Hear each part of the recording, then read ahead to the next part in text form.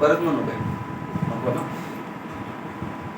प्रस्तुत काल आपण विवेक चूडामणी ग्रंथ श्लोक क्रमांक 391 पूर्ण केला होता आणि 392चा फक्त अर्थ वाचून थांबलेलो होतो. 391 मध्ये सांगितलं होतं लाटा, फेस, तरंग आणि बुडबुडे हे सर्व वस्तुता पाणी असते. त्याप्रमाणे शरीर, मन आणि बुद्धी, द्रष्टा, भावना, विचार, दृश्य, भावना, विचार हे सर्व दुसरे काही नसून जाणीव तत्वाचा एक रस, चित्त एक रसम होय. म्हणजे जसं पाण्यावरच्या लाटा, फेस, तरंग आणि बुडबुडे हे सगळं मिळून काय पाणीचे, तसं तुमचं आपलं शरीर, मन, बुद्धी, आपण जे द्रष्टाभाव आपल्याकडे घेतलेला आहे त्याच्या निमित्ताने जे आपल्या अंतःकरणात निर्माण झालेले द्रष्ट्याच्यामुळे भावना, त्याच्यानंतर त्या विचार आणि दृश्य जगत जे पाहतो ते, तसेच भावना, आपल्या अंतःकरणातल्या दृश्य भावना पाहिल्यानंतर आणि त्याचे विचार हे सर्व दुसरे काही नसून जाणीव तत्वाचा एक रस, चित्त एक रसम होय. म्हणजे सर्व हे विश्व ब्रह्मरूप आहे, सगळं जगतच परमात्मा आहे. जगतले यच्च यावत वस्तू, मग ते स्थावर जंगम असेल तर स्थावर जंगम व्यापुनी राहिलासे आचळ बाप रखमादेवर विठ्ठलू सकळ. बघा हे सर्व परमात्मा आहे. हा आपला भाव, हा आपला बोध आहे. बाबांनी दिलेला, संतांनी दिलेला बोध हा आहे की जगामध्ये ब्रह्म दिसे उघडे. जाणीव हा शब्द केवळ वस्तुमात्रांच्या संदर्भातच वापरला जाऊ शकतो. जाणीव आहे मला तर ही काहीतरी वस्तू आहे तिची जाणीव, किंवा मी एक वस्तू आहे तर मी जाणू शकतो. पण माझे वस्तू मी संपलो म्हणून देश, काल, वस्तू, मी हा सुद्धा भेद मावळला. ही एक मी एक वस्तू आहे किंवा हे जगत एक एक संपलं, सगळं ते एक रूप झालं. चित्त एक. जाणीव शब्द हा केवळ वस्तुमात्राच्या संदर्भात वापरला जाऊ शकतो. कारण का वस्तू सीमित आहे आणि ते तत्व कसं आहे असीमित आहे, व्यापक आहे. त्याच्या टिक काही जाणीव बिणीव नाही त्याच्यामध्ये. चित्त एक रसे शुद्ध असून शरीर, मन, बुद्धी, द्रष्टा, भावना, विचार आणि दृश्य भावना, विचार यांनी कलंकित होत नाही. तो आत्मभाव जेव्हा आपण त्याच्याशी समरस होऊन जाऊ त्यावेळेला, किंवा ते नाही झालं तरी सुद्धा ते एक रूपच आहे की नाही. सरकून बसा इकडं, शिंदे सरकून बसा आतमध्ये. हा इकडे सरकून असं. हा बर बर बर. आधी आधी अजून जास्त कोपऱ्यात नका जाऊ. एक रस शुद्ध असून द्रश शब्द, मन, बुद्धी झालं ना. आता आमचं झालं ना. मग द्रष्टा, भावना, विचार, दृश्य भावना, विचार यांनी कलंकित होत नाही. ते कशानेही कलंकित होत नाही. आकाशाला न ते धूपाने काय शरीराच्या मेळे, हा तो शरीराच्या मेळे करिका कर्मी सकळे, आकाश धुपे न मळे तैसा असे. बघा आकाशावर वाऱ्याचा परिणाम, आपल्या हवेचा, याचा धुळीचा परिणाम नाही, पावसाचा परिणाम नाही, उन्हाचे चटके नाही, त्याच्यावर कसलाच. तुम्ही कलर लावायचा म्हणलं तर एक दोन चार माणसं एका माग लागले जर इथं मध्ये याला झटाझट लावायला कलर तर लागेल का नाही. त्याला काहीही स्पर्श करू शकत नाही. तसं ते तत्व आहे, ते कलंकित होत नाही. ते सर्व चित प्रकाशाने प्रकाशित होत असते. आम्ही प्रकाशाचा सोहळा भोगीत असो. बस आमच्या दृष्टीने आम्हाला काही जगत नाही दिसत. आम्ही सगळं जे पाहतो तो काय पाहतो, चित प्रकाश पाहतो, ते ब्रह्म स्वरूप पाहतो. इथपर्यंत 91 होता आणि 92 वाचला होता आपण. वाचा आणि मन यांच्याद्वारा समजलेले हे सर्व जग, वाचेतून मनातून आपण हे सगळं समजलेलं जग हे जग नसून केवळ काय ईश्वर तत्व आहे, ब्रह्मच होय. आता हा निश्चय होणं अवघड आहे.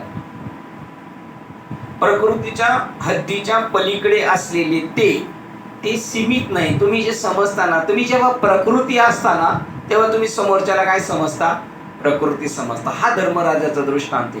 तुम्ही जर ते तत्व असाल तर तुम्ही दुसऱ्याला सुद्धा काय समजणार? तत्व पाहणार. तुम्ही स्वतःला जेव्हा देह समजत असाल तेव्हा इतरांना सुद्धा काय समजणार? 100% देह समजणार ना. ते प्रकृतीच्या हद्दीच्या पलीकडे असते, ते ब्रह्माखेरीज काहीच नसते. प्रकृतीच्या पलीकडे. प्रकृती म्हणजे काय? प्रकृतीच्या पलीकडे जेवढं सगळं आहे ते ब्रह्म आहे. मग प्रकृती म्हणजे काय? प्रकृती आहे का नाही? प्रकृतीचं दुसरं नाव काय आहे? माया. अजून दुसरं नाव काय आहे? अज्ञान. अज्ञान आहे का नाही? अज्ञान त्याचं म्हणणे नाही, माया ज्याचं म्हणणं नाही, प्रकृती सुद्धा नाही. माया आहे का? अज्ञान आहे का? कल्पना ही समशब्द आहे त्याचे सगळे. त्यामुळे ती प्रकृतीच्या पलीकडे म्हणजे प्रकृतीच्या पलीकडे आणि प्रकृतीच्या अलीकडे प्रकृतीच नाही. प्रकृती सीमित आहे म्हणून वस्तू म्हणून म्हणू शकतो, पण ती नाहीये. प्रकृती म्हणजे काय सांगू का तुम्हाला? रस्सीवर दिसलेला साप. साप ही काय आहे? प्रकृती. आणि रस्सी हे काय? अधिष्ठान आहे. मग तिथे अधिष्ठान सोडून दुसरं काय आहे का? नाही. तसे जगाचं अधिष्ठान काय आहे? ब्रह्म. ते सोडून दुसरं काही नाही. उदाहरण देतात. कलश, कुंभ, घट इत्यादीच्या मातीपासून बनलेले असतात. त्या मातीपासून वेगळ्या असतात का? नाही. मायारूपी. पण मायारूपी मदिरेने भ्रांत झालेला हा मद्यपी मात्र तू मीची भाषा करीत असतो. कोण मी तुझी भाषा करतो? दारू प्यालेला माणूस. त्याच्या तोंडावर कधी माशा उडायच्या नाही एरवी, पण दारू पिलं का त्याच्या अंगामध्ये काय येतं? वारं संचारलं जातं. ते नसलेलं भांडण काढतं. बस इथे सुद्धा जेव्हा मायारूपी मदिरेने भ्रांत झालेली हे मद्यपी मात्र मी तू मीची भाषा करीत असतात. मग आता मी तुझी भाषा करणारे सगळे कोण कशात गुंतलेले? मायारूपी मदिरेने पिऊन हे झालेले. बरं आता माया आहे का? तरी यांना चढलेली बघा का? नसलेलं ते इथपर्यंत आपण आलेलो होतो. जो मायेमध्ये आहे तो मी तुझी भाषा करतो, आणि जो विवेकी आहे मी तू हा विचार विवेकी शोधावा. मायेने शोधलं तर मायाच दिसणार, आणि विवेकाने शोधलं तर गोविंद माधव याच देही. मी तो हे भाष्य नेनिजे माझे काहीच न म्हणजे. सुख दुःख जाणणे नाही जाया. या स्टेपला आपण आलो ना, मग समजायचं बाबाची कृपा झाली. थोडस कोण उन्ह बोललं का लगेच आपण आपल्यावर परिणाम होतोय. मी तुझी भाषा नेहमी जे त्याला मी आणि तुझी भाषा माहित नाही असं म्हणतात. आता आपल्याला माहित नाही मी तुझी भाषा, आपल्या रोमात बसलेली मी तुझी भाषा. माझे काहीच नाही म्हणजे, आणि माझे माझे म्हणून, आणि हा म्हणतो माझे काहीच न म्हणजे. सुख दुःख जाणणे नाही जया. तो परमार्थिक आहे, तो तिथे पोहोचलेला आहे. जे जे काही अस्तित्वात असते ते शुद्ध परब्रह्म अनंत जाणीव तत्व आहे. जे जे अस्तित्वात आहे ते सगळं ज्ञान इंद्रिय आणि मन यांच्याद्वारा जे जे अवगत होते ते दुसरे काही नसून चुकीचा अर्थ लावलेला सत्तत्वच होय. बघा, ज्ञान इंद्रियांमुळे हा ही हे ते हे जे दिसतंय ना, हा चुकीचा तत्व लावून त्याला काहीतरी नावं ठेवलेली. आपण आकाश हे नाव ठेवलेले आपण. नाही तर आकाश आकाश नाही, ते आकाश नाही ब्रह्म आहे. ते वारा नाही, ते ब्रह्म आहे. ते पाणी नाही, ते ब्रह्म आहे. ते अग्नी नाही, ब्रह्म आहे. काय राहिलं खाली? पृथ्वी नाही, ते ब्रह्म आहे. पण तुम्ही ज्यावेळेला त्याच्या अतीत होता मायेच्या, त्यावेळेला तुम्ही त्याला वेगळं नाव, पण तुम्ही जरी वेगळं नाव दिलं तर ते स्वीकारत नाही. ते स्वीकारतच नाही. ज्ञान इंद्रिय आणि मन यांच्याद्वारा जे जे अवगत होते ते दुसरे काही नसून चुकीचा अर्थ लावलेले सत्तत्वच होय. जगातील वस्तूचे ज्ञान ज्ञानेंद्रियाकडून होत असते. जे अंतर्यामी असतात त्या भावनांचे आणि विचाराचे ज्ञान मनाकडून होते. आपल्या मनात ज्या कल्पना आहेत त्याच वास्तव्यात उतरतो ना. आपल्या मनात जे भावे तेच आपल्याला दिसतात ना. अंतरीचे धावे स्वभावे बाहेरी धरिता परिमनी आवरे ना. आपल्या आत जे ना ते बाहेर प्रगट होणार. आपण आत म्हटलं ना ही वस्तू आहे, तर ती बाहेर सुद्धा काय वस्तू आहे ना. आज जर आपल्या मात झाली, ही आत झाली या मात, तसेच विश्वात अवघ्या ठाई, मग ते ब्रह्म चैतन्य तुझ्या अनुभवा येई. आत एक बाहेर एक नाही जमणार. मनोनी अंतरी ज्ञान व्हावे, मग बाह्य लाभेल स्वाभाविक. ते वरी ज्ञान कर्मे जोडे एक किंबहुना वरी ज्ञान कर्म संभवे ऐसे के जोडे. असं कधी होईल? कसं होईल? तर अंतरी ज्ञान व्हावे, मगच बाह्य लाभे स्वभावे. परफेक्ट. आतमध्ये मी ब्रह्मरूप आहे असं जर म्हटलं, बाहेर जगत ब्रह्मरूप. मग पहिला जो डोस दिलाय ना बाबाने आपल्याला, हा कोरोनाचे 2 डोस प्रमाणेच आहे का 3 होते कोरोनाचे? Booster separate. मग पहिला आहे ना असे त्याचे केले. पहिला अनुग्रह, दुसरा अपरोक्ष ज्ञान आहे, आणि तिसरं काय? पहिला अनुग्रह आहे, दुसरा बोध आहे, आणि त्याच्यानंतर दृढ बोध आहे. दृढ बोध झालाय पण कवळा आहे अजून, तो असा पक्का नाही झालेला. जे अंतर्मी असतात त्यांच्या भावनांचे आणि विचाराचे ज्ञान मनाकडून होते. त्या सर्व गोष्टी दुसरे काही नसून अस्तित्व सत होय. तुमच्या मनातल्या भावना, तुमचे विचार, तुमच्या अंतरात चाललेले सगळे गोंधळ, हे गोंधळ सुद्धा काय तेच आहेत. यांनी बनलेले दुसरे जगत काही नसून आत्मतत्व होय. बा दृश्य, भावना, विचार यांनी बनलेले जगत, तुम्ही जे पाहताय ते दृश्य, तुमच्या अंतःकरणातल्या भावना आणि तुमचे विचार यांनी बनलेले जगत दुसरे काही नसून आत्मतत्वच होय. हा निश्चय आपल्याला करायचा आहे. बाबांनी आपल्याला एवढं काम दिलेलं आहे. आपल्याला अनुग्रह झाला तेव्हा थोडा झटका अष्टसात्विक भावाने आपल्या देहाचं विस्मरण झालं होतं, पण ते काही क्षणापुरतं झालं होतं. परत त्याच्यातून जागा झालो का परत माझं तुझं. पण आता पारच येडा होता तर थोडं थोडं त्याला बनवण्यात आलं, नंतर ते मुरवण्यात आलं. मुरवल्यानंतर मग शिक्कामोर्तब केला, तू एकटाच नाहीस, तर नद्या तुझ्यासह सर्व जगात ब्रह्मरूप आहे. आणि आता हे सगळं त्यांनी केलं. आता त्यांची जबाबदारी संपली. तसं पाहिलं करोनी प्रबोध संत पार उतरले. आता तुम्ही करायचं. आता मार्ग लावून गेले आधी, आता आपल्याला त्या मार्गाने जायचं आहे. आपण त्या मार्गाने चालत राहायचं आहे. मग ते आत्मतत्व आहे. जे प्रकृतीच्या पलीकडे गेलेले आहेत त्यांनाच सत्य स्वरूपाचे ज्ञान होऊ शकते. कशासाठी आपण आग्रह धरतोय परमार्थ सत्संगाला नेहमी हजर राहायचं? कशासाठी?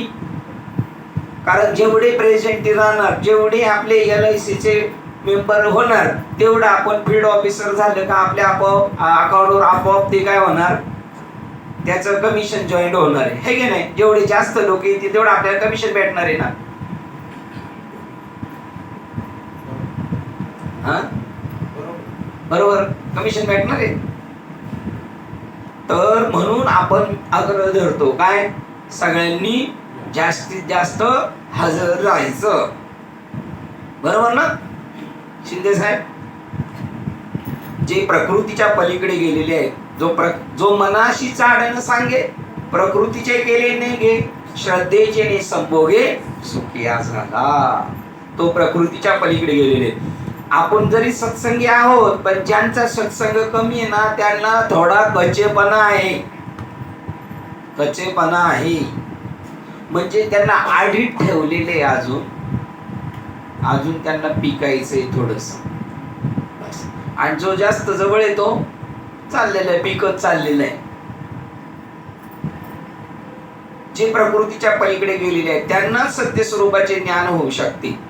प्रकृती, शरीर, मन, बुद्धी, द्रष्टा, भावना, विचार आणि दृश्य भावना विचार यांनी बनलेली असते. प्रकृती कशाने बनलेली? शरीराने, मनाने, बुद्धीने, दृश्याने, द्रष्टाने, भावनेने, विचाराने बनलेले. पण आता प्रकृतीच नाही, त्याच नाव आहे आम्ही मानसात नाही. आणि आपण सगळे कशात आहेत? माणसात आहेत. माणसात मी आपण. पण नाथ बाबा म्हणतात मार्ग जयाकडे भाव भक्ती बळे तो जगाचे मेळे न दिसती. तो माणसासारखा नाही, दिसतो माणसासारखा, परंतु तो परमात्माच असतो. तो दिसतो माणसा, तो परब्रह्मची तो.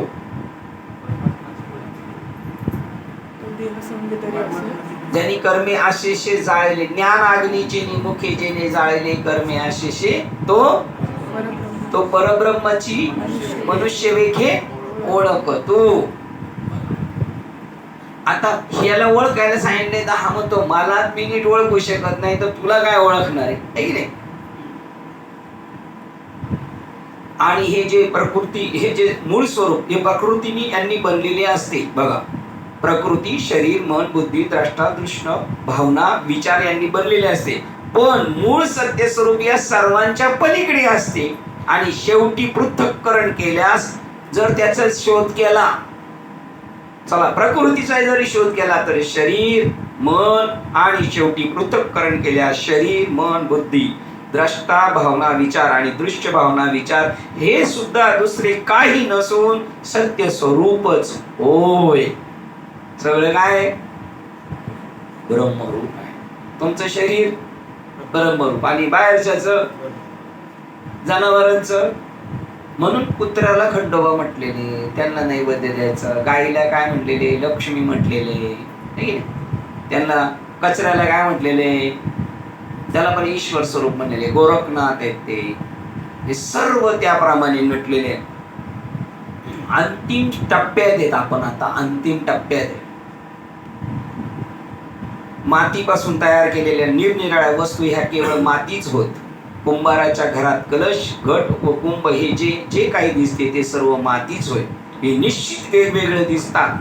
हे निश्चित सगळे वेगवेगळे दिसतात. कुंभ म्हणजे काही कलश नव्हे आणि घट म्हणजे कुंभ नव्हे, कलश म्हणजे घट नव्हे, परंतु अधिष्ठानाच्या दृष्टिकोनातून त्यांच्याकडे पाहिल्यास ते सर्व माती, केवळ मातीच होय.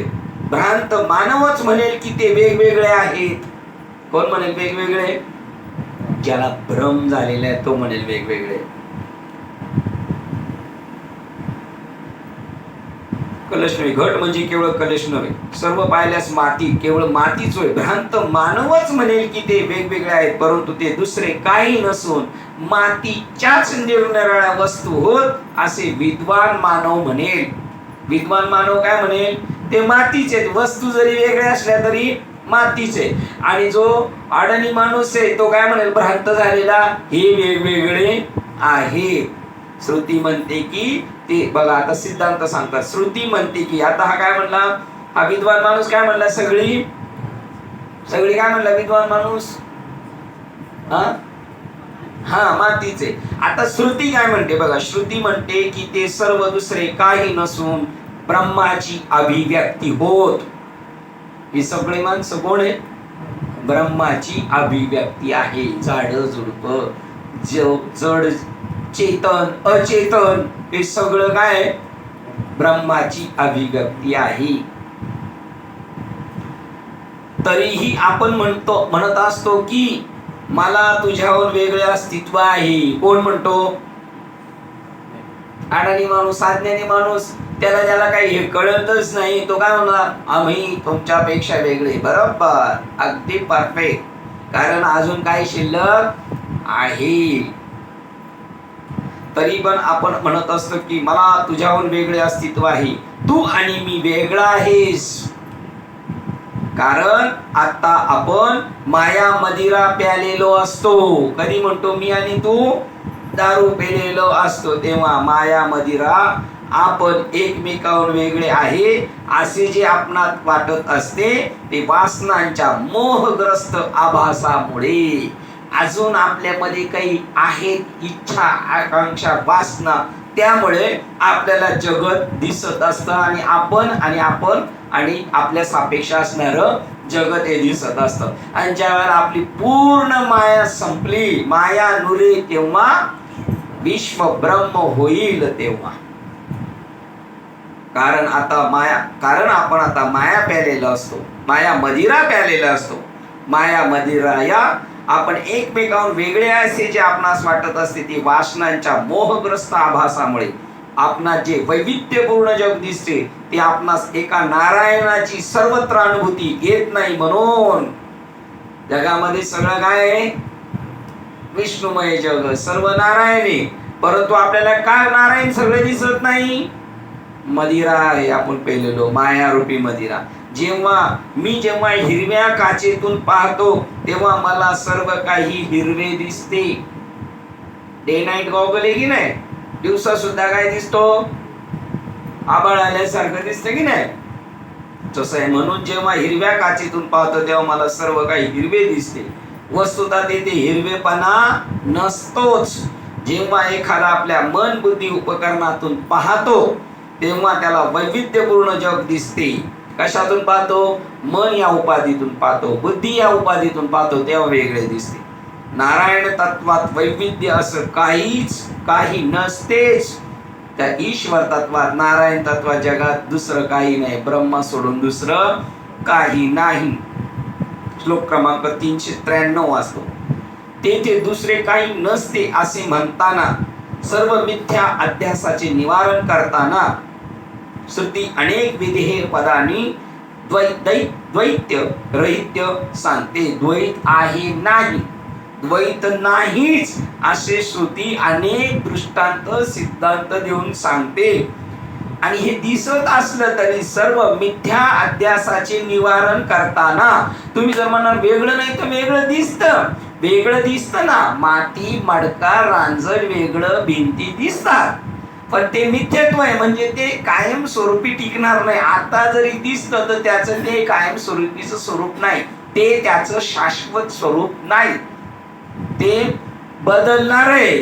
कारण जरी चांदी दिसली शिंपलीवर तर ती शुक्तीवरी रजत, पाहता डोळा दिसे शुक्तीवरी भासे रज्जूवरी भासे मिथ्या सर्प. रश्शीवर काय दिसतोय? मग जरी दिसत असला साप तरी तो साप नाहीच, तरी जग दिसत असलं तरी जग नाहीच. हा जेव्हा भाऊ होईल ना आपला, त्यावेळेला जनाबाईचा हा अभंग आहे आपल्यासाठी. वेडी झाली. आता कोणला वेड होणं आवडत? कारण इथे जगत जर संसार प्रपंच करायचं असेल तर कसा माणूस पाहिजे? वेडा माणूस झाला तर संसार प्रपंच करायला वेडा माणूस पाहिजे का? शहाणा पाहिजे. तिथं माणूस तो वेडा झालेला आहे. वेडी झाली म्हणणारच जनाबाई, पिंजलेली बाई बिचारी, 14 माणसाचं काम धंदा करायचं, आई वडील नाही. हैराण झाल्यावर वेड होतं का माणूस? का ज्ञानाने वेड होतं? ज्ञानाने वेडा होता माणूस. आणि संसाराने पण वेडे झालेले आहेत ना किती लोक. तिथं सक्सेसफुल नाही झाले म्हणून ते वेडे झाले. आता तिथं सक्सेसफुलच होत नाही तर हा कसं काय होईल? सक्सेस झाले का कोणी आतापर्यंत? आजा मेला, पंजा मेला, बाप मसना गेला, एकच सक्सेस नाही झाला. हा येडा प्रयत्न करीत होता म्हणून हा या संसाराने याला काय केला? येडाने. हा परमार्थाने वेडा झाला अधिष्ठान कळाल्यामुळे. वेडी झाली. वेडियांच्या गावा गेले का आले? आता आपण जर कन्फ्युज झालो तर ज्याचे गेले म्हणत होता तो आले म्हणून, किंवा आले म्हणू का गेले म्हणून. असं नसतं करायचं. सांगणाराने कन्फ्युज नसतं करायचं. मी वेडी झाली. वेडी यांच्या गावा आम्हा पुसू नका काही, आम्ही तुमचं उत्तर देऊ शकत नाही. तुम्ही काय विचारणारे? नासक्या संसार आम्हा पुसू नका काही, आम्ही माणसात नाही. कारण माणसं सगळे कशी आहेत? माणसं कशी आहेत? प्रापंचिक आहेत सगळे. आम्ही प्रापंचिक नाही राहिलो. आम्ही मार्ग जायाकडे जगाचे मिळे, आम्ही जगात राहिलेलो नाही. आम्हा नाही नाती गोती विठ्ठल आमच्या संगाती. असे वेडे झालेले. विठ्ठल संगाती म्हणून वेडे झालो. यांच्या संगाती काय? संसार म्हणून हे कसे शाने. तो जो तुम्ही जिथं शाने ते आम्ही कट करून टाकलं. मुक्ताबाई झाली वेडी पदर प्रपंचाचा फाडी. जन्माला आल्यानंतर तुका म्हणे भाग्य या नावे म्हणीचे. तेव्हा ते दुसरे काहीच नसते. आणि जरी दिसत असले तर ते मिथ्या असते. शिंपली सोडून काहीच नसते. जरी चांदी दिसत असेल तर ती मिथ्या आहे. ठीक आहे.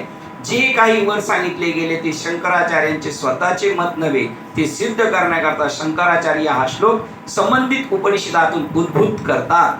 हे त्यांनी उपनिषदातून घेतलेले हे वाक्य, हे दृष्टांत त्यांनी काय घेतलेलं आहे, तिकडनं घेतलेलं आहे. अशी विधाने करून श्रुतींनी अनेक ठिकाणी अंतिम सत्य स्वरूपामध्ये द्वैताचा अभाव निर्देश केला आहे. बघा, अशी विधाने श्रुतीने अनेक ठिकाणी अंतिम सत्य तत्वामध्ये द्वैताचा अभाव निर्देश केला आहे. ही जी सगळी विधानं, हे सगळे दृष्टांत सांगतात, नाही बाबा, नाही बाबा, चांदी नाहीच आहे, जगत वेगळं नाहीच आहे, तर त्यांना काय करायचं, द्वैत हळूहळू कमी करायचे.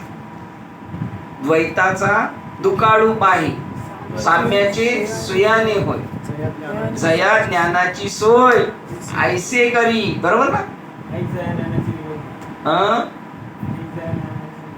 नाही, हे वेगळे, हे द्वैत. त्याच्यावरची काय, हा, अविद्येला उणी आणि ऐक ज्ञानाची रेगवणी, अविद्या उणी आणि जीव आत्मया तोंडावरी, जीव आत्मया बुजावणी मांडून दे. त्याच्या पुढच्या द्वैताचा दुकाळू होय. आता द्वैताचा आपल्याकडे सगळं दुष्काळ झालेला आहे. आपल्याकडे द्वैत आहे, शिल्लक द्वैत आपल्याकडं बिलकुल नाही. काय नाही काय नाही, हे म्हणले म्हणून तुम्ही म्हणते, तुम्ही यांच्याकडे बघितलं जेव्हा मला वाटलं हे कशी काय असे म्हणले. द्वैताचं दुकाळ आहे आपल्याकडं का, द्वैताचं दुकान आहे आपल्याकडं. द्वैताचं दुकान मांडलेली आपण, आहे की नाही शिंदे बाबा? शिंदे बाबांकडे नाही, द्वैताची झाडणी झाली. द्वैत सांडूनी माळमी घाली, आंबे नाचती तुझी हाती, बोधाचा झेंडा मी घेईल, भेद रहित वारीशी जाईल, आईचा जोगवा मागे. आणि अजून एक दुसरं आहे ना, आंबे तुझे नाचती गोंधळी, द्वैत भाव विसरुनी, व्यास वशिष्ठ शुक गोंधळी, नाचताती सोहोम मेळी, द्वैत भाव विसरुनी बळी, आंबे नाचती तुझे गोंधळी, ए आंबे गोंधळा येई जगदंबे, मूळ पीठ हो तू आंबे. कोण कोण सोम साधना करत होत? व्यास वशिष्ठ शुक गोंधळी. व्यासांना हा नाम मंत्र दिला होता का? व्यासांना ते विधाता गुज सांगे नारदासी, नारदे व्यासाशी उपदेशले. आणि व्यास वशिष्ठ रामाचे गुरु ते तेच करत होते.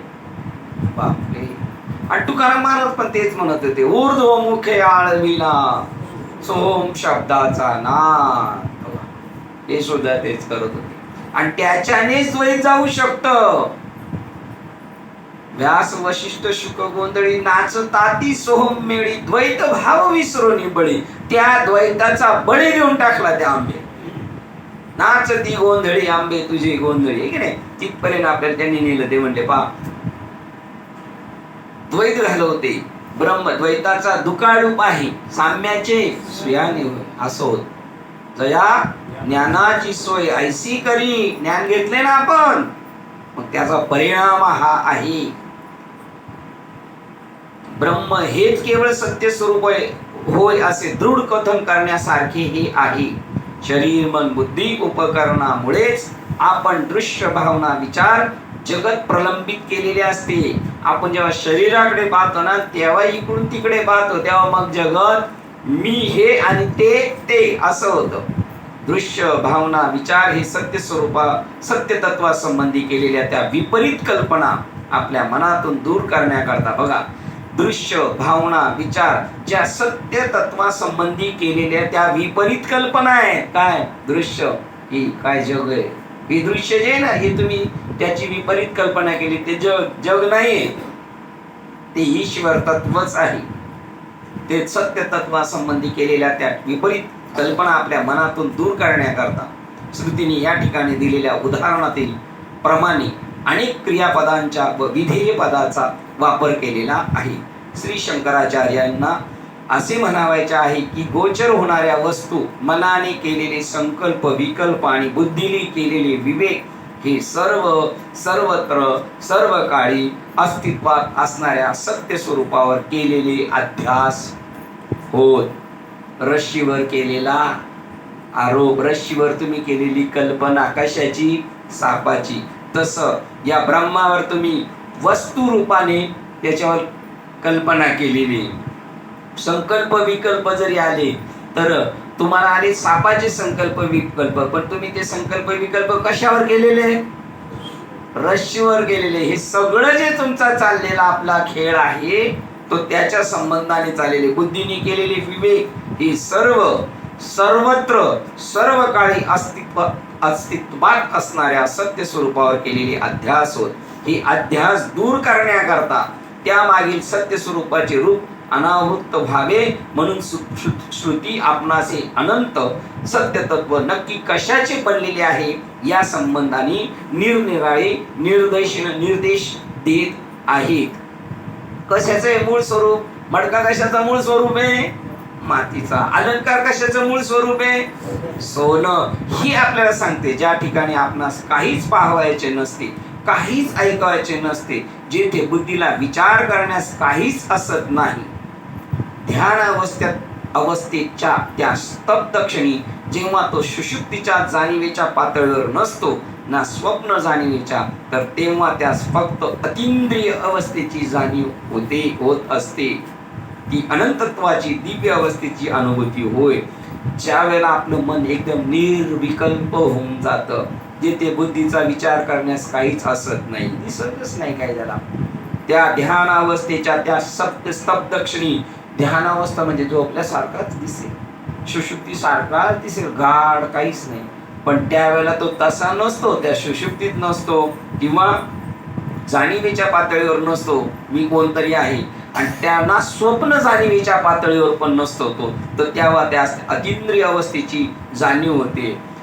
अतींद्रिय परिभोगी इंद्रिया करवी, जे न जाणता येणार आहे पण जाणायला हवी यांची कॅपॅसिटी नाही, पण तरी तैसा परमार्थ दाविजे हाती, बरी तोही शिष्याशी प्रबोधी सद्गुरु. असा हाती दाखविजे पदार्थ तैसा नव्हे परमार्थ, परी तोही सद्गुरु शिष्याशी प्रबोधी. ती त्याच्या कंडिशन पर्यंत घेऊन येतात, तशी ती वस्तू दाखवता येण्यासारखी नाही तरी पण तिथपर्यंत घेऊन जात. दृष्टी दाविजे साक्षात्कार, हाता ये जे पदार्थ तैसा नव्हे का परमार्थ प्रबोधी, तोही सद्गुरु शिष्याशी प्रबोधी. तिथपर्यंत घेऊन जातात. सारांश, जेव्हा शरीर मन बुद्धीची जाणीव संपलेली असते, जेव्हा आपण आपल्या स्वतःला शरीर समजत नाही, मन नाही, बुद्धी याची जाणीव संपलेली असते, म्हणजेच ते अहंभाव अदृश्य झालेला असतो. आपला जो अहम आहे तो संपला, ते सत्य स्वरूप प्रतीतीला येते. आध्यात्मिक जागृतीची ही अवस्था सत्य तत्व म्हणून निर्देशित केली आहे. बघा, अशी जाणीव तत्व आहे, असा तुम्हाला अनुभूती येणार. त्याचं इथे दाखवलेले स्वरूप कसे, सर्व साधकाचे हेच ध्येय असते की ज्यामध्ये व्यक्तिगत जीवभाव अतींद्रिय सत्य स्वरूपात नाहीसा व्हावा. माझा जो जीवभाव आहे, आपली जी परमार्थाची पळापळी आहे, ती कशासाठी? मी त्याच्याशी समरस होऊन जावं आणि माझं अस्तित्व संपून जावं. मिठाचं पाण्यात पडण्याचं म्हणणंच आहे का मला आता राहायचं नाही, पण मला जे अहम आणि मी संकुचित असं नाही राहायचं, तर मला काय व्हायचं? होय सिंधूचे एवढे मिळे तेव्हा तो काय करतो? पडतो त्याच्यासाठी. तसं आपण याच्यात का पडलेलो आहे? होय परब्रह्म स्वरूपासारखं आपलं जीवपणा बाद करण्यासाठी आपण इथे आलेलो आहोत. जेथे जाणीव नेहमी जाणीव जेथे न रिगे, विचार मागुता पावले निघे, तर्कू आईने घे जयाच्या, असं ते स्वरूप आहे. अर्जुन तया नाव ज्ञान एर ते विज्ञान, ते तर निरंतर रमती ते सत्यवती ते अज्ञान.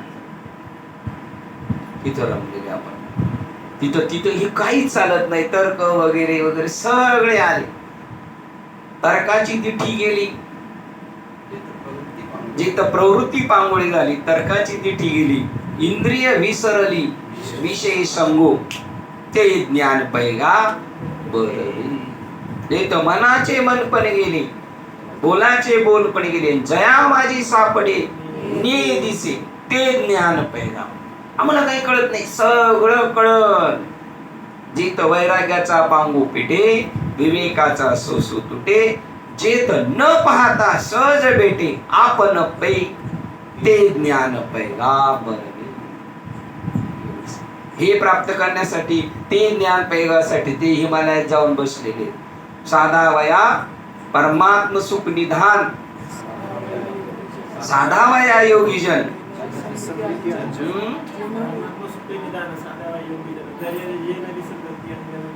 एवढे काय काय मध्ये मी पोचल गती. साधा वया परमात्म सुख, एक परमात्मा सुख निधान, साधा वया योगीजन. देख परमात्मा सुख निदान, साधा वया योगीजन, जे नवी संबिती अंजन उन्मेष नेत्री. ते बुद्धिरूपी डोळ्यात ज्ञान सांगण्या, ते बुद्धिरूपी डोळ्यामध्ये अंजन घालायला ते साधू संत कधीच विसरत नाही. कशासाठी?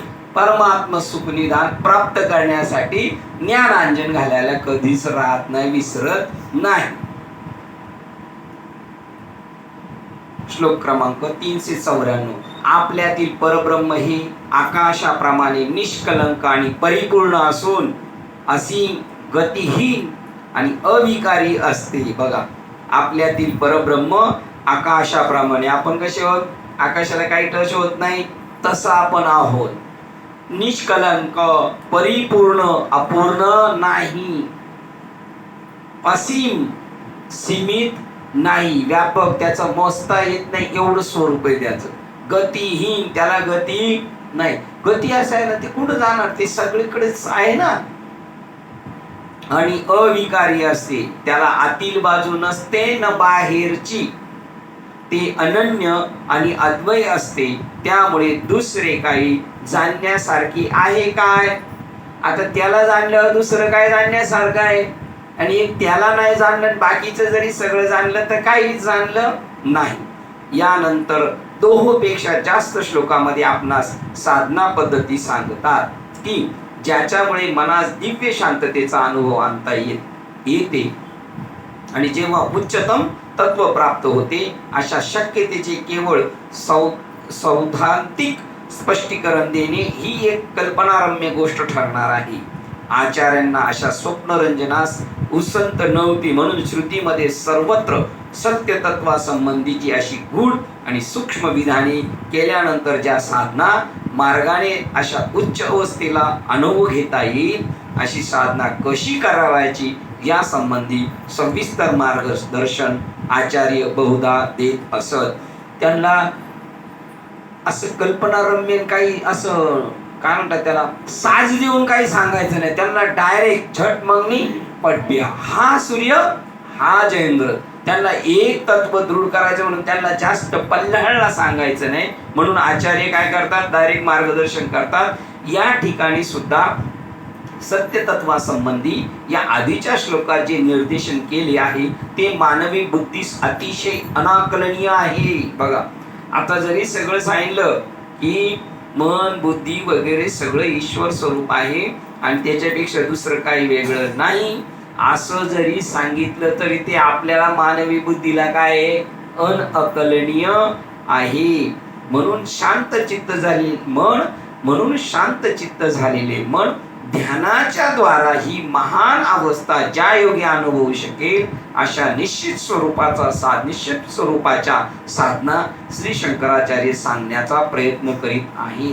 अर्जुना, तुला हे जर मी पहिलं सांगितलं असतं 11व्या अध्यायाच्या अगोदर, हे सगळं विश्व मीच आहे आणि तूही तोच आहे, तरी ते तुझ्या मनोधर्मा पटलं नसतं. म्हणून एकच गोष्ट असे वेगवेगळ्या पद्धतीने जे आपण होतो ना, एक घास जीवचा गावचा असं करून तुला वेगळ्या एक एक घास 20 ठाई की जे असा प्रयत्न करून तुला आता अंतिम सत्याच्या इथपर्यंत आणून ठेवलं. हे सगळं ईश्वरच मी आहे. हे 10व्या अध्यायात सांगितलं, ही विभूती मी आहे, ही विभूती. आता दे सगळं सोडून, हे सगळं मीच आहे असं तुला त्यावेळेला पटलं नव्हतं म्हणून वेगवेगळ्या पद्धतीने सांगितलं. मग आता ध्यानाच्या द्वाराने तुला ते पटवून घ्यायचंय, डायरेक्ट सांगितलं पटत नाही. म्हणून शांत चित्त झालेले मन ध्यानाच्या द्वारा ही महान अवस्था ज्या योगी अनुभवू शके अशा निश्चित स्वरूपाच्या साधना श्री शंकराच्या वेळ सांगण्याचा प्रयत्न करीत आहे. या महान सत्य तत्वावर चिंतन करणे यालाच निधिध्यासन म्हणतात. आता करायचे चिंतन पण ध्यानाच्या योगाने. आता ध्यानाच्या योगाने म्हणजे काय? मी ब्रह्मरूप आहे, जगत ब्रह्मरूप आहे, मी ब्रह्मरूप आहे, जगत ब्रह्मरूप. आणि सगळं जरी दिसत असलं तरी मी मिथ्या आहे, वास्तविक आहेच नाही, पण दिसतंय तर ते मिथ्या आहे अशी मनाची भावना करून आता या मिथ्या जगताच्या पाठीक माग मन पळत नाही म्हणून शांत चित्त झालेले मन ध्यानाच्या द्वारा ही महान अवस्था ज्या अनुभवू शकेल अशा निश्चित स्वरूपाच्या साधना श्री शंकराचार्य सांगण्याचा प्रयत्न करीत आहे. या महान सत्य तत्वावर चिंतन करणे यालाच निधिध्यासन म्हणतात. आपण जे सगळे एकत्र जमतोय ना इथे, तर आपण एकमेकाची चरित्र ती अभ्यास करण्यासाठी नाही जमत. हे कसे आहेत, हे कसे आहेत, ते कसे आहेत हे बघण्यासाठी नाही, तर हे जे सगळं ऐकलंय हे असं मला कधी होईल, असं मला कधी होईल अशी आपली तयारी पाहिजे. ना की वेगळ्या ट्रॅकने विचार करणं. ते वेगळ्या ट्रॅकने विचार करणं त्याला म्हणतात तो या झाला फाटा. आणि हा फाटा लय जबरदस्त आहे. हा फाटा काही आपल्या एकेकाच्या पुरता नाहीये. हा सगळे जेवढे साधना करणार आहेत त्यांच्यामध्ये तो फाटा आहे, पण त्याच्यामध्ये विरळा तो बळी शूर इथपर्यंत पोहोचतो. काय सुरुवात? हा, निवडे तो बळी विरळा शूर. या भूमिकेत होईल तो शूर, बाकी सगळे असलेच. म्हणून असा जिंकावा येणे नावे शूर. येर काय ती बापुडी कीर अहंकाराची मी मी मी असे त्या घोडी बोजे वाहून नेणाऱ्या घोड्या द्या. आपण हे करायचंय.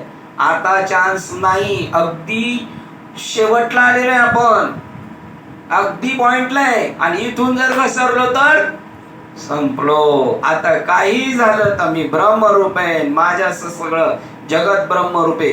याबद्दल मला हे म्हणतात ना सगळे, मला त्याचा काय झाला पाहिजे? अनुभव आला पाहिजे. मी स्वरूपाकार झालो पाहिजे. याच्यासाठी मला काय करावं लागेल? निधिध्यासन करावं लागेल. शास्त्र ग्रंथ श्रवण आणि त्यावरील मनन या संबंधी ऋषींनी विस्तृत स्पष्टीकरण जरी दिलेले असले तरी उपनिषद वेदेत निधिध्यासनाला संबंधी विस्तृत स्पष्टीकरण मात्र क्वचितच सापडते. एवढं सगळं सांगितलंय, पण आपल्याकडून तेवढ्या बाबतीत निधिध्यासन करण्याबद्दल आपण कमी पडतो. त्याच्या संबंधाने जास्त पळापळी दिसत नाही. ऐकायचं, बसायचं. काय आपण बरेच दिवस बोललो नाही, सगळं झटकले भटकले का सटकले असंच आहे ना. आणि परत सांगायला मोकळे आम्ही 20 वर्ष झाले. 20 वर्ष झाले काय? मग भटके जास्त. 20 वर्ष म्हणलं भटके जास्त. एकाच वर्गात 20 वर्ष म्हणलं किती पठाड बनायचं. असली तरी जेव्हा जेव्हा ते ध्यान विधी तंत्र पद्धती स्पष्ट करतात तेव्हा ते फक्त शरीराच्या आणि सभोवतालच्या वातावरण पातळीवर करावयाच्या बाह्य व्यवस्था या संबंधी सांगतात. परंतु जे श्रुती ग्रंथात निर्देशित केले त्यावर एकाग्र केलेले मन चिंतनात ते कसे प्रत्यक्षात लावायचे ती पद्धती मात्र त्यांनी क्वचितच सांगितलेली आहे. यांनी सुद्धा सांगताना असं सांगितलेलं आहे, पण फक्त एवढंच सांगितलं काय? फक्त बाह्य गोष्टींबद्दल सांगितले. आंतर गोष्टींनी कसं तुम्ही त्याच्यावर मात करायचं?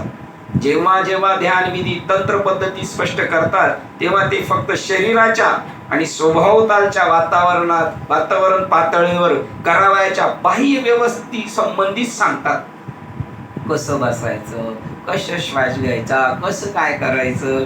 परंतु जे श्रुती ग्रंथात निर्देश केले त्यावर एकाग्र केलेले मन चिंतनात कसे प्रत्यक्षात लावायचे हे सगळं ऐकलेलं. मी मन नाही, मी बुद्धी नाही, मी चित्त नाही, मग मी शरीर नाही, मी इथं कसं मी ते हे करू, तिथं मी कसा स्थिर स्थावर हो हे सांगितलं नाही. त्याच्यावर त्यावर एकाग्र केलेले मन चिंतनात कसे प्रत्यक्षात लावायचे ही पद्धती मात्र त्यांनी क्वचितच सांगितलेले पण ठराविक ठिकाणी सांगितले. नाम सुद्धा ठराविक ठिकाणी क्वचितच सांगितलं, म्हणून कशाला नाम म्हणायचं याच्यावर जास्त गोंधळ झाला, कारण क्वचितच ठिकाणी सांगितलेले. बरं, जे क्वचितच ठिकाणी सांगितलेले ना ते पण क्वचितच लोकांना कळणार आहे, सगळ्यांना नाही कळणार. आचार्यांच्या बाबत काही गुप्तता राखायची असते म्हणून बघ, आचार्यांना त्याबाबत काही गुप्तता राखायची असते म्हणून क्वचितच ठिकाणी सांगितलेले आहे, सगळीकडे नाही. श्लोक सापडला काय तो? सकल वेदांत तात्पर्य बघा तिथे सांगितले. तू पहिले त्यात म्हटले ना तुम्ही नाही. बघा श्रुतींना काय सांगायचे? द्वैत अत्यंत असत्यत्व उपदेशती आचार्य, साक्षात अनुभव, तर्क, शुद्ध युक्तिवाद, दृष्टांत आणि श्रुती विधाने सर्वांच्या द्वारा सर्व वेदांताचा जो सारभूत निष्कर्ष आहे ते द्वैताचे मिथ्यत्व शंकराचार्य या ठिकाणी दाखवून देतात. जरी द्वैत दिसत आहे तरी ते कसं आहे?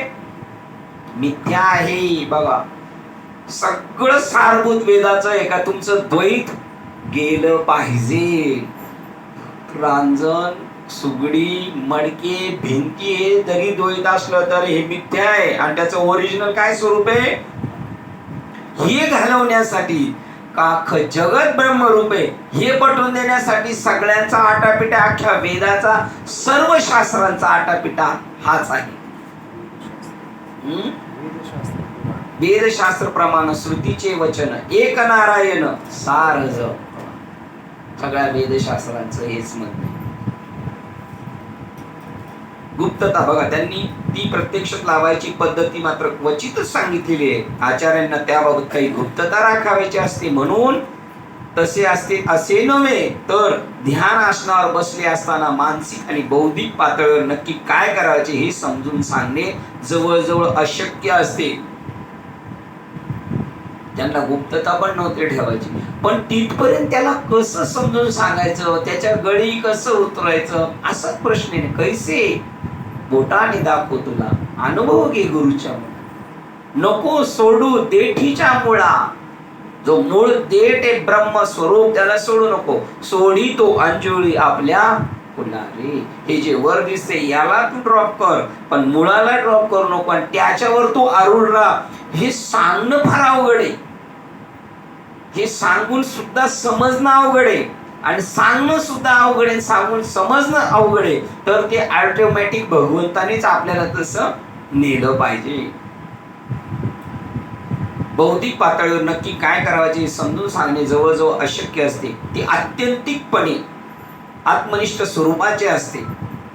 ध्यानात बसले असताना चिंतनाची दिशा नक्की कोणती असावी या संबंधी खूपच स्पष्टता या ठिकाणी श्री शंकराचार्यांनी आपले काव्य आणि नाटक याच्या साहाय्याने केलेली आहे. अवघड आहे सांगायचं, पण त्यांनी तरी प्रयत्न, जसं तो बोटाने दाखवता नाही किंवा वस्तू हातात देता नाही, पण त्याचा बोध शिष्याला ते करतात. त्याप्रमाणे ध्यानाला बसलेल्यावर कसं बसायचं ते म्हणतात. या ठिकाणी ब्रह्माचे स्वरूप निश्चित केले आहे. ते केवळ वरचेवर वाचण्याकरता व सातत्याने पठन करण्याकरता नव्हे.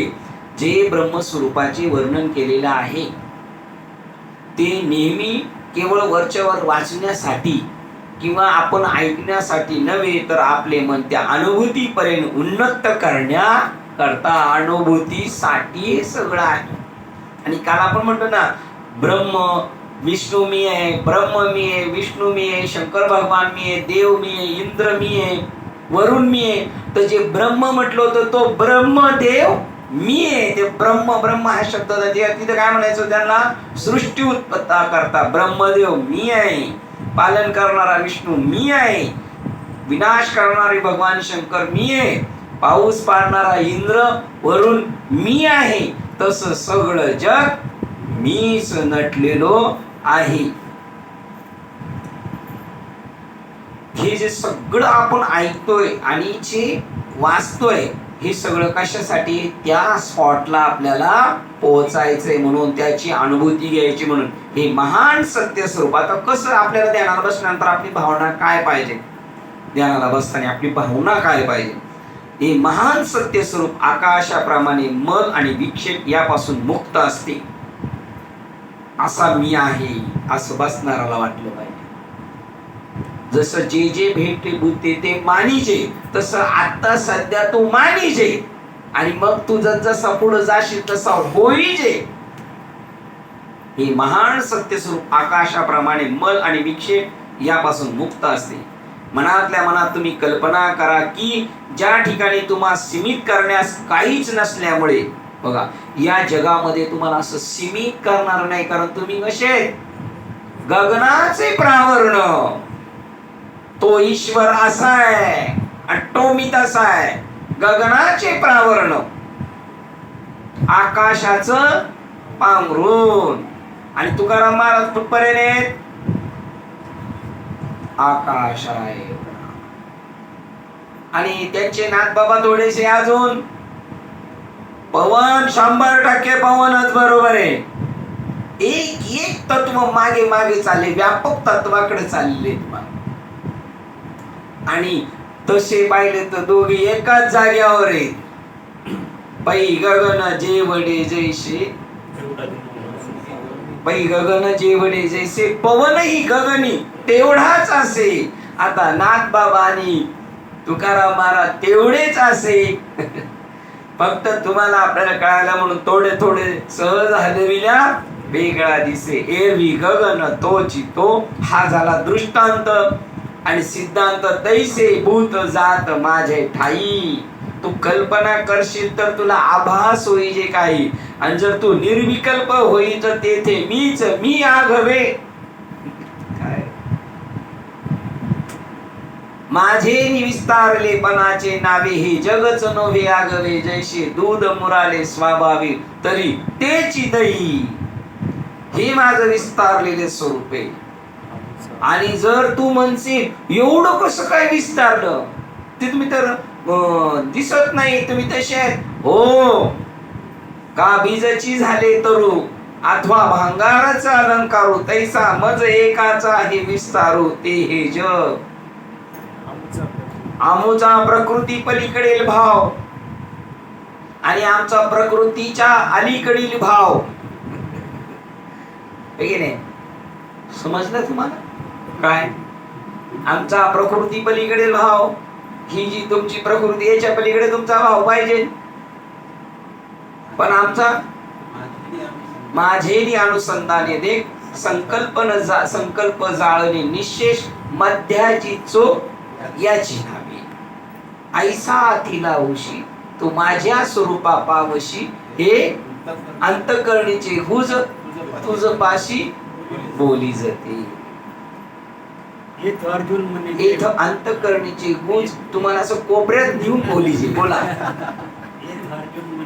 इथे अर्जुन म्हणे देव हे आपुले आपण जाणावे, परिमिया देखत असे हे विश्व तो अवघे भरले.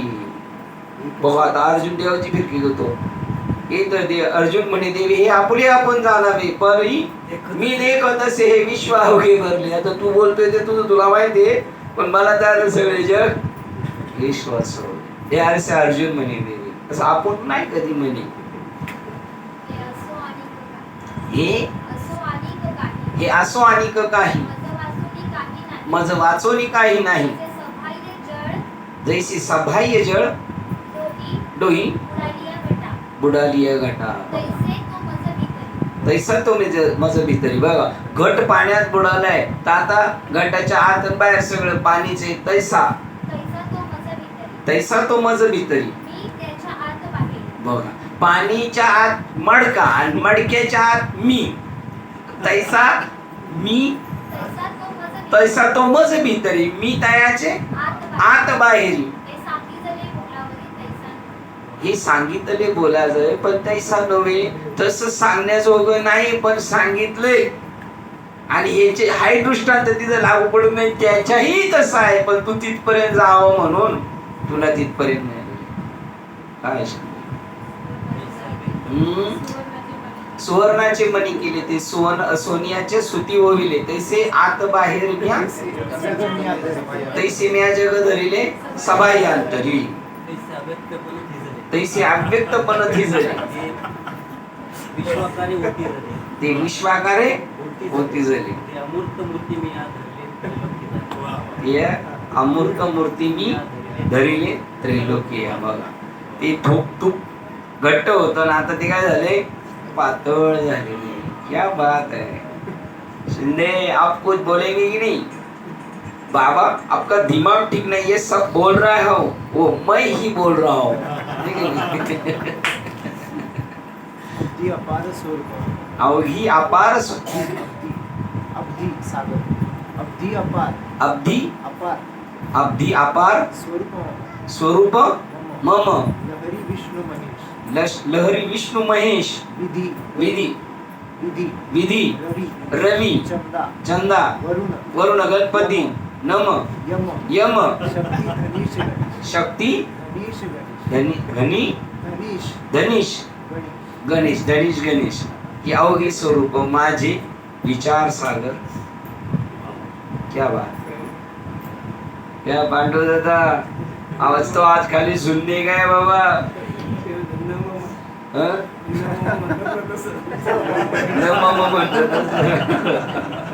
लय बारीक आवाजात होतो.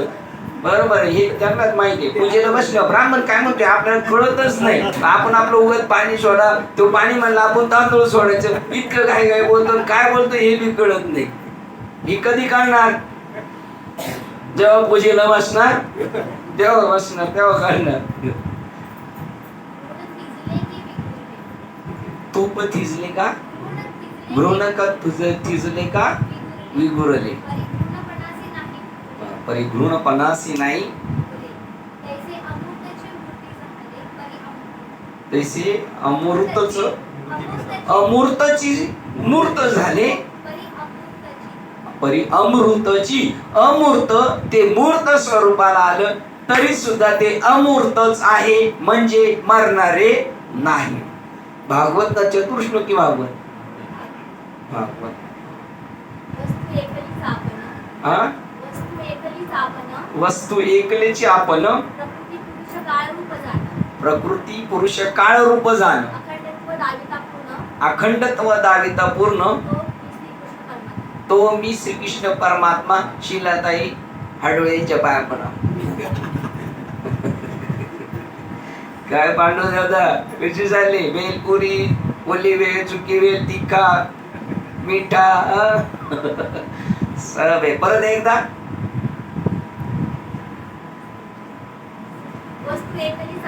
वस्तू एकलीच आपण प्रकृती पुरुष काळ रूप जाण ते संपणार. अखंडित्व दाविता पूर्ण तो मी श्रीकृष्ण परमात्मा. भागवत 29-28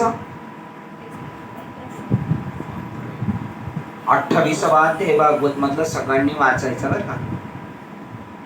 यांना म्हणून 28 अध्याय सगळ्यांनी वाचायचं. एकनाथी भागवत सगळं सर्व खलविदम ब्रह्म कसं आहे त्याच्यात सांगितलं. तो कलश अध्याय आहे त्याच्यातला. एक तू वाचून काही विश्वी दुजियाची भाषा नाही परी आमची कर्म पाही आपले हाती म्हणू जे आम्ही हाती म्हणू. जर थोड्याने मोठ्याने म्हणा ना. मज्जा आहे माझ्यामध्ये. मला करायला व्हायचं एक तर मला जे करते ते त्यांना बिलकुल करणार नाही का. भागवत आहे. नाही ते नाही, मला जे ऐकायला येते ते तुम्हाला बिलकुल ऐकायला यायचं नाही. येते छान एकदम. काय सुंदर आहे एकदम. असा आनंद वाटतो. ही डोक्यात बसलं ना तो मी तू भाषानी निजे. मग हे श्रीकृष्ण आहे सगळं. सगळं श्रीकृष्ण. रुक्मिणी बिकमिनी काय नाही जोपर्यंत तिथं पोहोचत नाही. पवन तुम्ही पाहिलं का चिडलेले बाबा पाहिले का? राधे राधे बाबा चिडलेले. एक महाराज म्हणले राधे बिधे कुछ नाही. तेवढे इधर राव. त्यांना मला आता लगेच जायचे परत रक्तशुद्धी करायला. काय वाचती नाही काय नाही. कशी काय भागवताचार्य झाले. लाडली के बारे में कुछ बोलेगा ना हम सहन नहीं करेंगे. राधा राणीला काय म्हणतात ते लाडली. लाडू हा लाडली म्हणतात. तो भाव आहे तो कळू शकत नाही. कळायला कैक जन्म जातील. ऐसे सांगावे भागवत ऐसे सांगावे भागवत धर्म. येणे निरसे कर्म कर्म तिने निरसे कर्मा कर्म. श्रद्धेने ऐकती परम जन्म मरण हार श्रद्धेने ऐकती परम परम जन्म. जन्म मरण हरपती. एकनाथ महाराज. खूप छान. ही बाबांची मेहरबानी आपल्यावर. मी म्हणे जेवढी श्रीपाद बाबांची मेहरबानी आहे तेवढी चकवे बाबांची आपल्यावर मेहरबानी.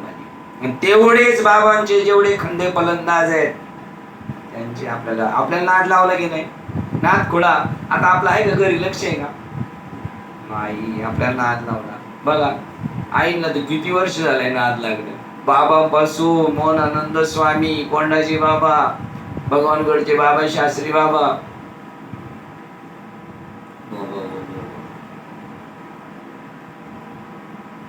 असं चिंतन करायचं. किती समर्पक आले बघा. कसं चिंतन करायचं.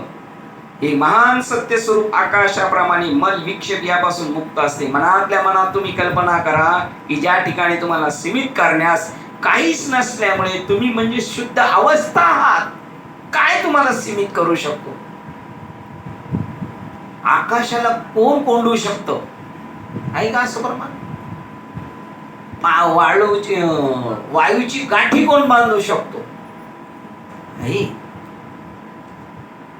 त्याला कोण असं आकाशाला कोण कवे घेऊ शकतो. हवेला कोण असं त्या याच्या मासे पकडणाऱ्याच्या जाळ्यात पकडू शकतो. अपार अंपार स्वरूप माझे.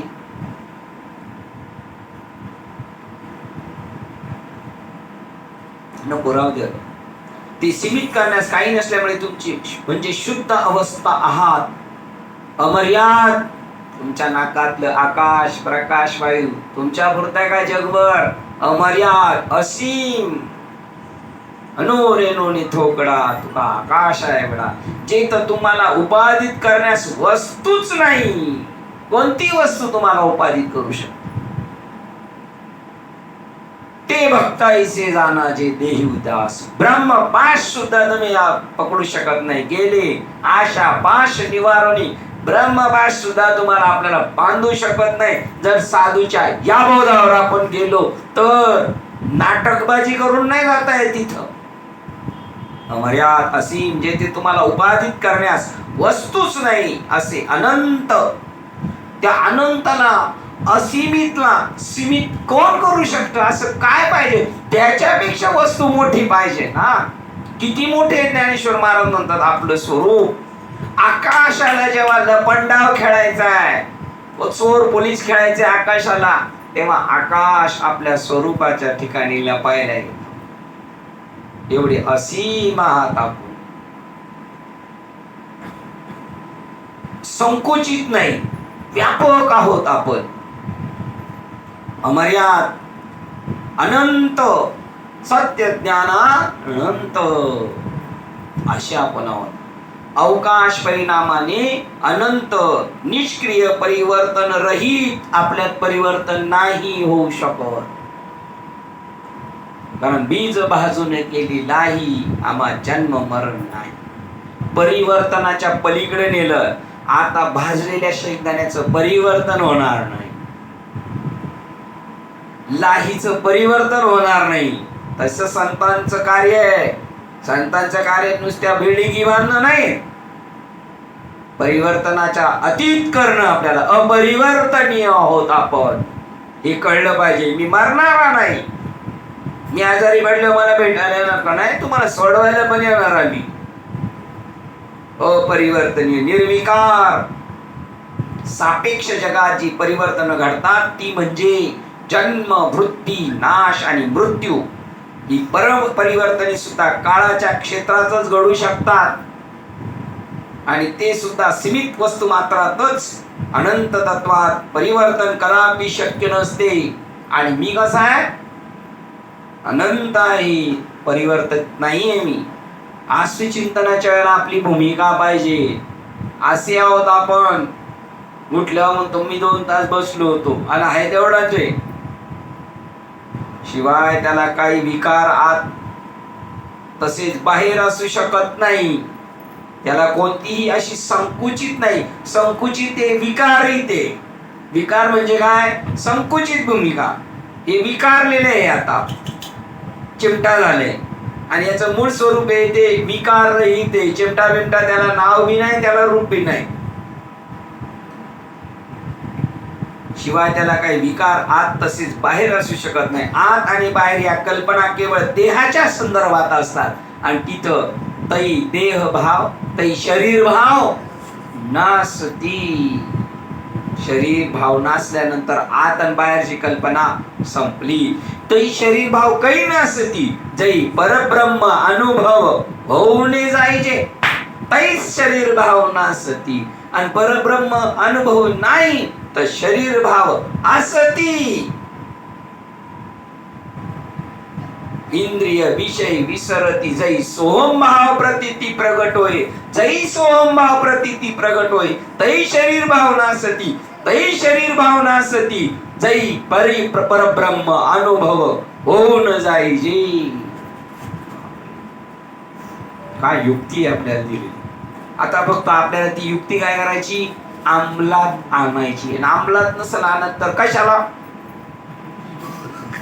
भावत म्हणतात बाबांची भाषा कशा तुझ्या आईला करतो का? मग बापरे, अंमलात आणत नसत तर कशाला करतो? तुझ्या आईला करतो का? म्हणतो. असे श्रीपाद बाबा म्हणतात, असे मोठे जाणकार म्हणतात. चिडी ती त्यांना ना, हे काय नाटक आहे का, खेळ आहे का, काय किती दिवस चालून द्यायचे? कधीतरी हे कोर्टातल्या केसेस तारखा पडण्यासाठी आहेत का फैसला होण्यासाठी? फैसला झाला पाहिजे.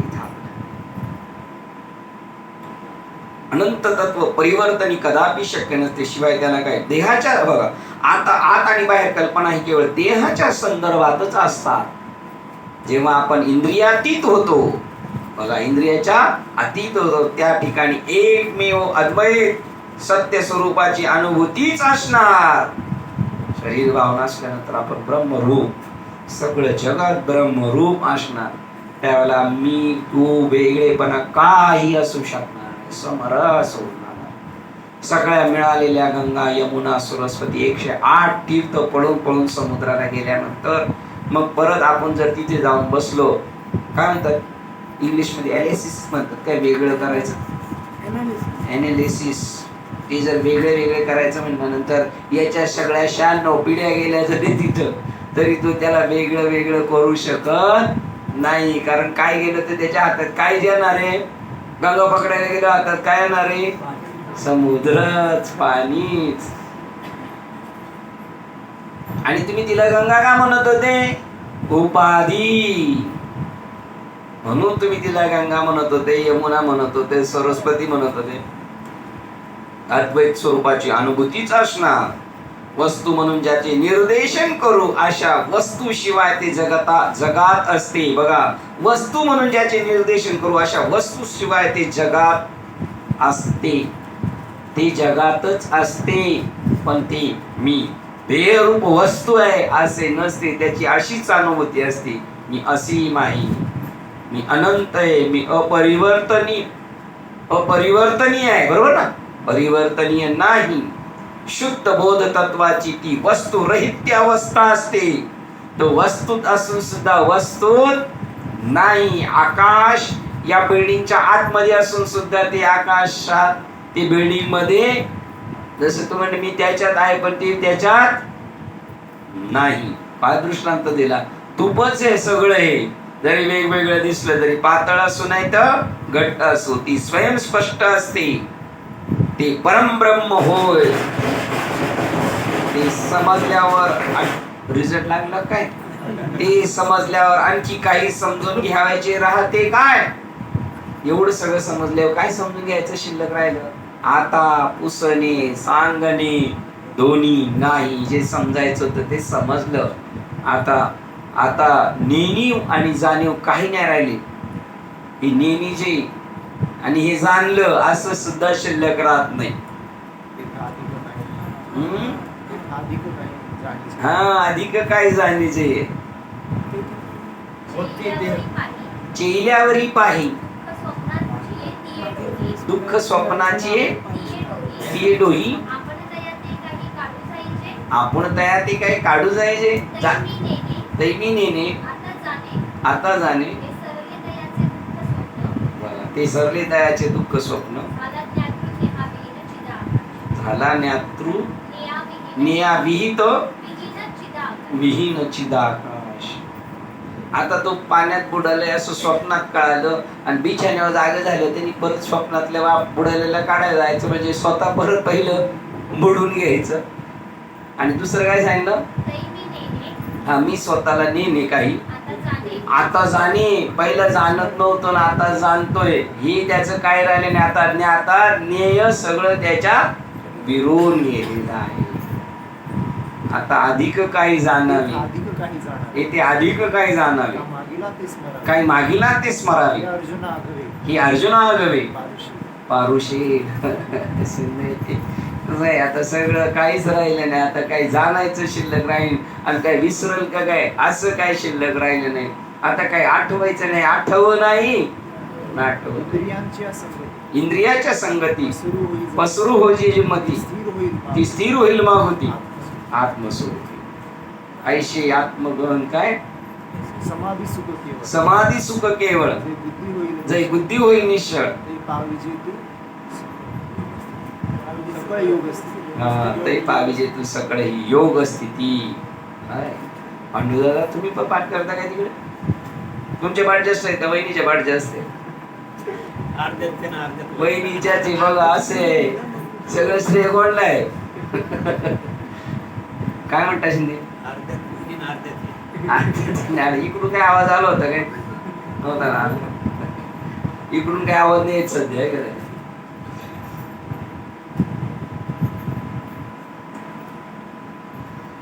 शुद्ध बोध तत्वाची ती वस्तुरहित्य अवस्था असते, ती स्वयं स्पष्ट असते.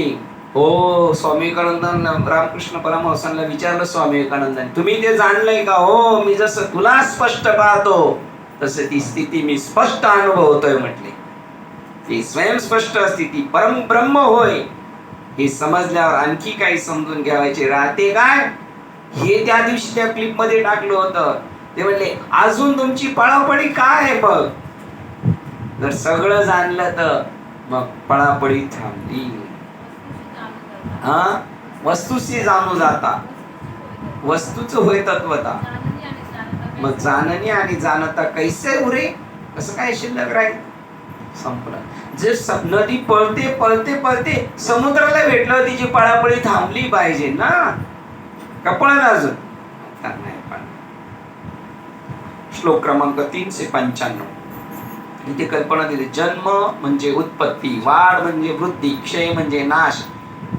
ह्या विलया ज्यामधून सर्व प्राणी मात्र जावे लागत असे, हे सामान्य विकार होत. बघा, विकार कशाला म्हणले? जन्माला येणे, जन्म, उत्पत्ती म्हणजे विकार, वाढ म्हणजे विकार आणि क्षय म्हणजे ते विकारलेले जगत मी नाही. बघा आता याच्यातून विकार कशाला म्हणते? जन्म म्हणजे विकारली. सोनं विकारतं, अलंकार झालं म्हणजे विकारलं. त्याला डाग दिल्याशिवाय ते आकाराला येत नाही. कमी दर्जाचा धातू सोन्यात टाकल्याशिवाय अलंकार घडत नाही. तसा हा अलंकार जो घडलाय ना, याच्यामध्ये शुद्ध चैतन्यामध्ये थोडा हिनकस धातू माया टाकल्यामुळे ते विकाराला आलेले आहे. पण आलोय विकाराला, पण जाणतोय कशाला? निर्विकाराला. विकाराला आलेलो असलं तरी आमच्यात कमी विकारलेला भाग आहे. आम्ही सुद्धा निर्विकार आहोत.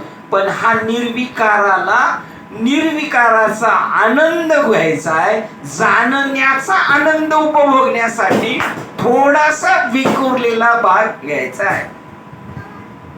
नाटक करायचं, रामायण करायचे. रामायण सगळे पात्र करायला तयार झाले कोणी, पण एक म्हणला मी रावण होणार नाही, कारण मला जळावं लागेल, लोक शिव्या देतील.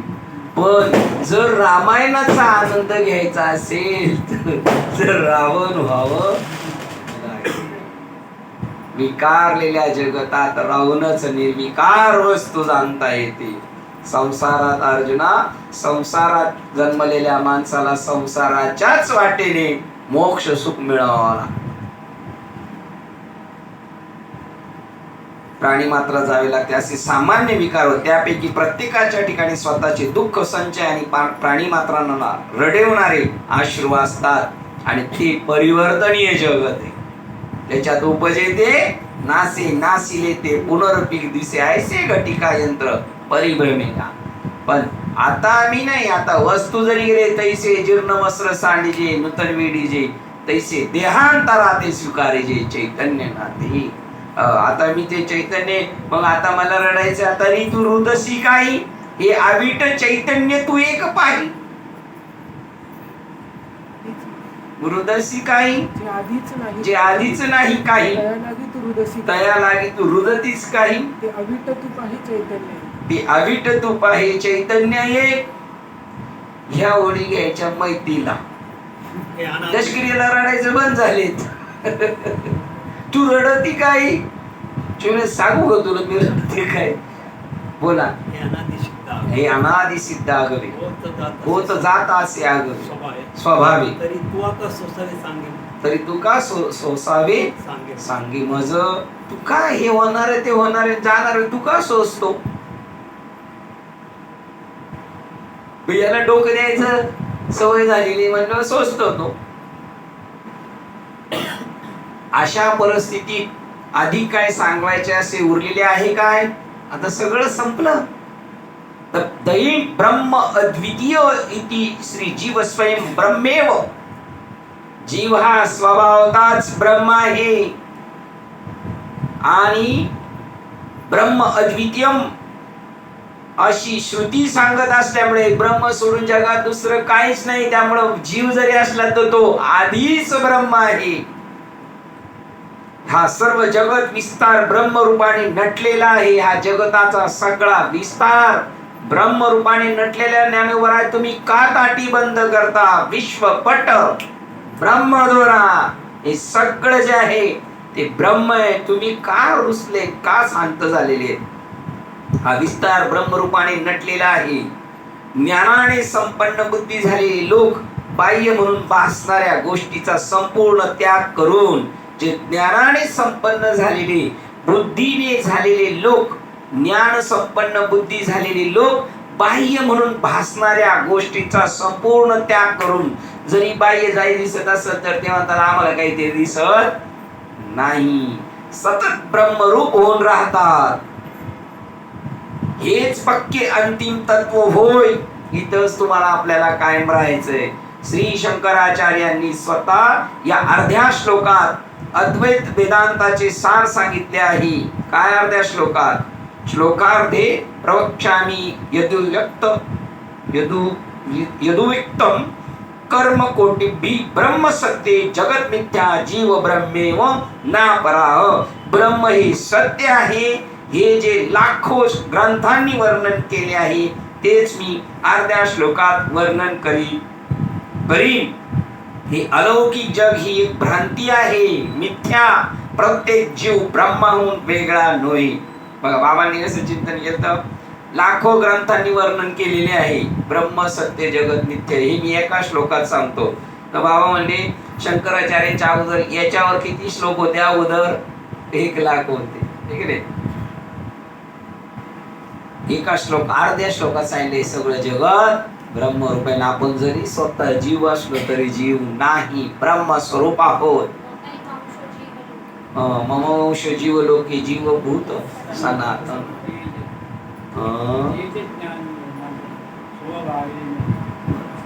ओके.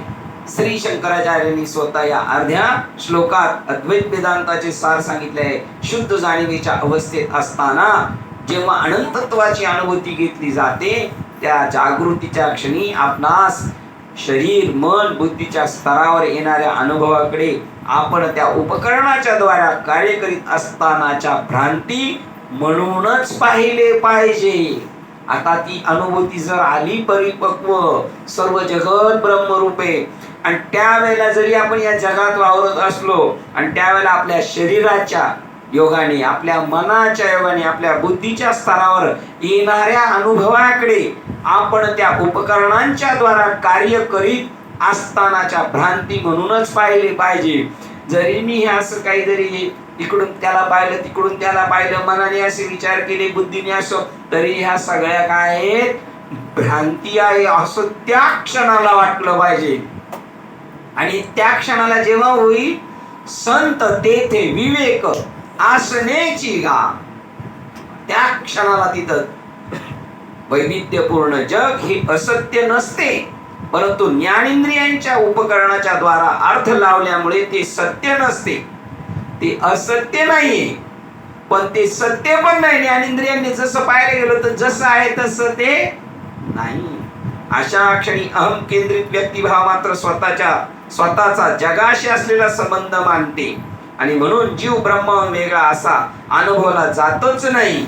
जरी वेगळा असला तरी तो कसा आहे, मिथ्या आहे. जीवा खरा नोहे ही जाण माया. जसे स्वप्न अभिमानी आत्मा जागृती स्वतःच जागृती अभिमानी आत्मा म्हणून पुनर्शोध घेतो. स्वप्नातला अभिमानी आत्मा, स्वप्नात मी जे काय पाहिलं होतं तेच जागृत अभिमानी आत्मा म्हणून संबोधला जातो. मी जागृती दे ना, तोच तिथं होता. या महान वैभवशाली अनंत तत्वाच्या अनुभूतीबाबत आणखी काय सांगायचे राहिले आहे. आता काय सांगायचं राहिलं, सगळं हा जगत ईश्वर रूपाने नटलेला आहे आणि माझ्याकडून जरी काही वाटले, मी असं पाहिलं, मी असं अनुभवलंय, मी असं हे जगत केलं, तरीही सुद्धा काय आहे, ही भ्रांती आहे असं समजूनच याच्यात वागायचं. म्हणजे अधिक सांगण्यास काहीच नाहीच, म्हणजे अधिक सांगण्यासारखे काहीच नाही. जे अद्वय असते त्याबाबत आणखी दुसरी चर्चा काय करणार. हे असं झालं बाबांच्या, ते काय सगळं कळलं ना नाना तुम्हाला. अजून काय चर्चा करणार. त्या क्षणी ध्यान करता शुद्ध नित्य बुद्ध तत्वाखेरीज आणि आणखी अन्य काही नव्हे असे ज्ञान होऊन जागृत होतो. त्या क्षणी आता काय बोलायचं राहिलं आता.